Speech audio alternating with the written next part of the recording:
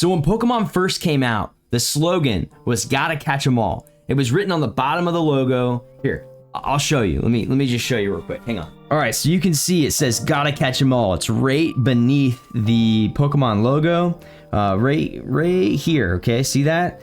Gotta catch 'em all, right?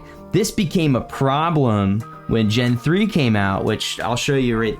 Just 1 second. So when Generation 3 came out, they actually took the slogan off, if you can see. So there's no slogan right here. And that's because it was literally impossible to collect them all because you couldn't transfer your Pokemon from Gens 2 up to Gen 3. And so what happened with all those Pokemon? I guess they just rotted in PC boxes and they didn't come with you. They weren't on your journey anymore. It was a sad day. So just like those Pokemon that get left in the PC boxes on Gold and Silver and Crystal, there's going to be packs out there that get left behind too. There's going to be boxes that get left behind. There's going to be stuff that you miss out on as you're collecting Pokemon. So what happens now when you can't have all the Pokemon stuff that you want? What do? Well, these are things that I kind of wish that someone would have told me a little bit earlier. This is an important list. I feel like if you're going to be collecting Pokemon, you should probably know this stuff. Definitely let me know in the comments section if you guys think of anything that you want to add to this list, but this is just some important stuff that I've learned over the years of collecting Pokemon I wanted to share with you. So the first thing you should think about when you're looking to add something to your collection is, can you get it later? Is it going to be easy to get later? Is it going to be hard to get later? Okay, let me give you an example. So if I'm looking to buy all of the alt arts from Evolving Skies, let's say for example, what are the odds that I can find a VMAX Umbreon in a PSA 10 next year? The odds are pretty good.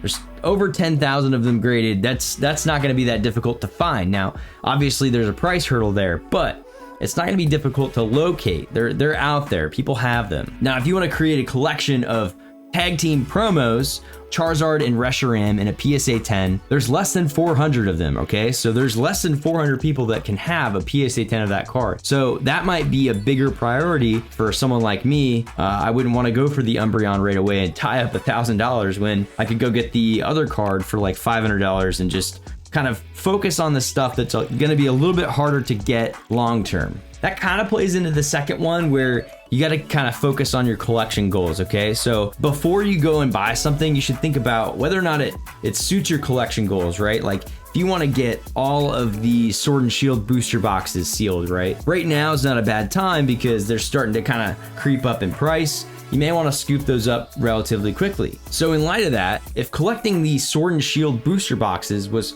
one of your collection goals, buying Scarlet and Violet boxes right now might not make sense. You may want to allocate that money toward the Sword and Shield boxes right now as that stuff is sort of starting to dwindle off the Pokemon Center and the prices are starting to go up. You might want to go with that first. It kind of plays into the first one. Can you get it later? For this example, if you're going to collect Sword and Shield booster boxes, can you get it later? Yeah, you can. You can get an Evolving Skies booster box for $700 right now, but you could get it for $400 or $300 last year. So it would have been better if you would have focused on that last year rather than opening Paldea Evolved, Scarlet and Violet base. You get the point. You get the point. So if you feel like you can't get it later, you might want to get it now. And if it suits your collection goals and you can't get it later, then it's even more of a no-brainer. That's just like, that's easy money. That's exactly what you're looking for. Something you can't get later and it suits your collection goals. Perfect. Match made in heaven. Match made in heaven. And both of those things play into the number 3 thing, which is don't catch them all.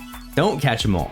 Pick a thing that you enjoy. Go after that thing. You don't want to like be cleaning your room and then stop halfway through to go do the dishes. And then like halfway do the dishes and then go back to cleaning your room. I mean, you're just not going to get anywhere if you just kind of like hopping back and forth. Now, I'm not saying that you can't kind of have a couple different collections going at the same time. I definitely do that, and I'm not saying that's wrong. I'm just saying it's good to finish a collection and then move on from that collection and start collecting something else. What happens when you have a bunch of like unfinished collections is you kind of lose like your collection identity, right? When you have full sets of stuff, I feel like it feels like everything is right in the world. And when you have like just kind of a hodgepodge of different stuff, which if you want to collect like that and that's your thing, that's fine. Absolutely. Do what you want to do. I'm just saying if you have a collection goal, finish your collection goal, or, you know, don't run too many of them at the same time. Otherwise, you're going to feel like you're not getting anywhere, if that makes sense. And the fourth thing is don't take this too seriously. the end of the day, this stuff, it's just cardboard in cases. And sometimes it's just cardboard in a binder. Sometimes it's cardboard in a cardboard box with plastic on it. And at the end of the day, they are cartoon characters on cards.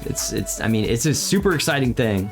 And I have a lot of, you know, resources tied up in it. And I obviously love Pokemon. Love Pokemon. That's why I'm doing this. At the end of the day, it's just a game, and it's fun. It's meant to be fun.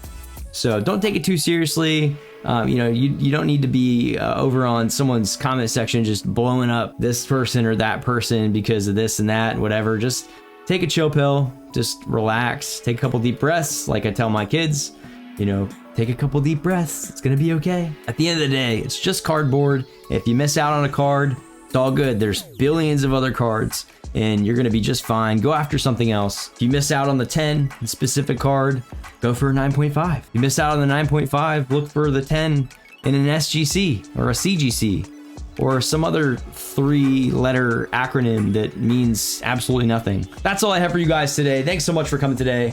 And if you liked it, make sure to like, make sure to subscribe. Really helps the channel. And I'll see you on the next one. Peace.